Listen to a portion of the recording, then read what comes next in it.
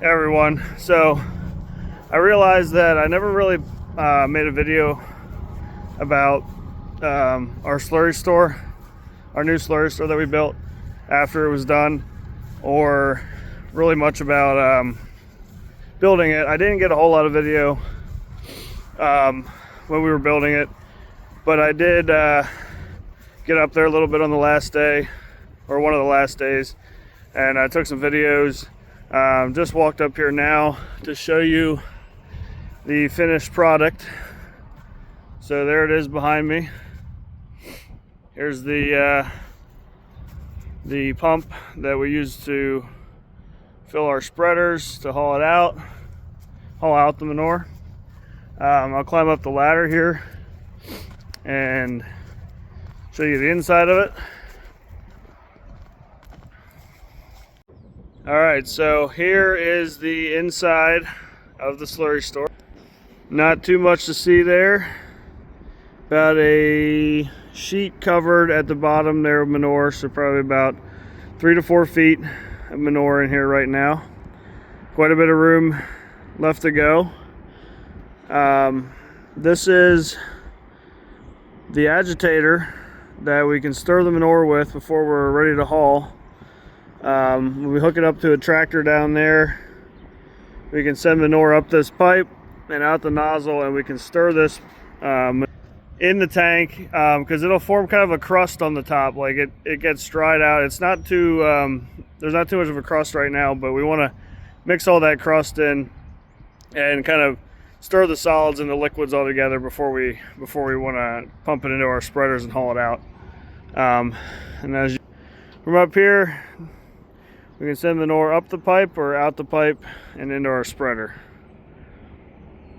I'm back on the ground now, and I wanted to show you a little bit more up close what this pump looks like on the. It's PTO driven. Hook a tractor up to there, and like I said, we can divert the manure to go out this pipe and fill our spreaders, or we can send it up to the top to agitate the manure. There's a couple different valves and whatnot on there.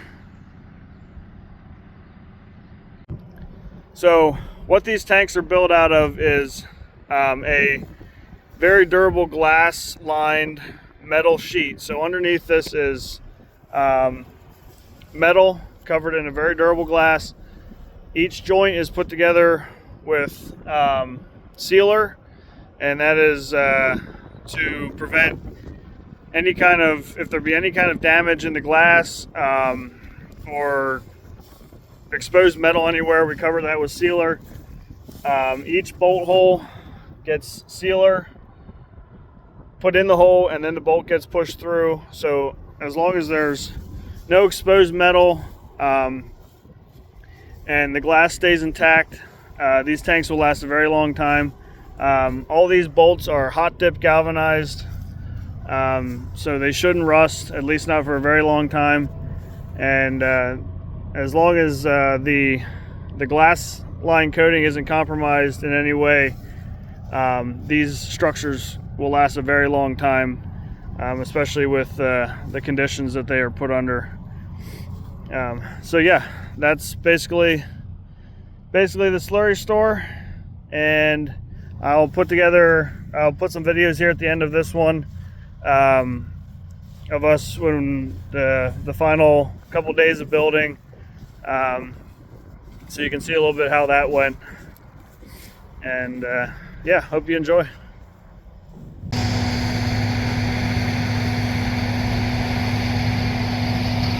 What you're seeing here is the Slurrystore being lifted evenly all at one time by PTO driven jacks, so that we can put the final ring of sheets on the bottom.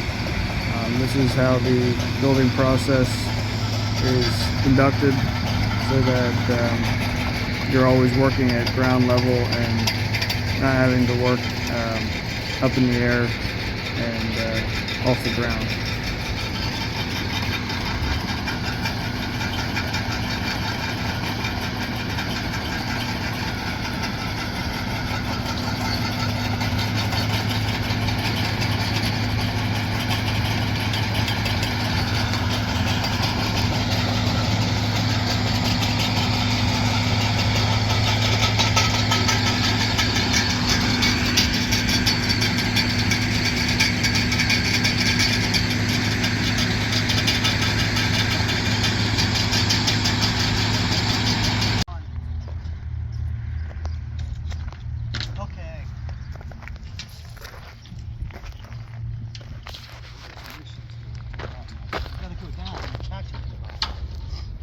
take the dry shaft off for 1x1. Well, make sure you got the blocks of wood out of underneath it. So, well, that's...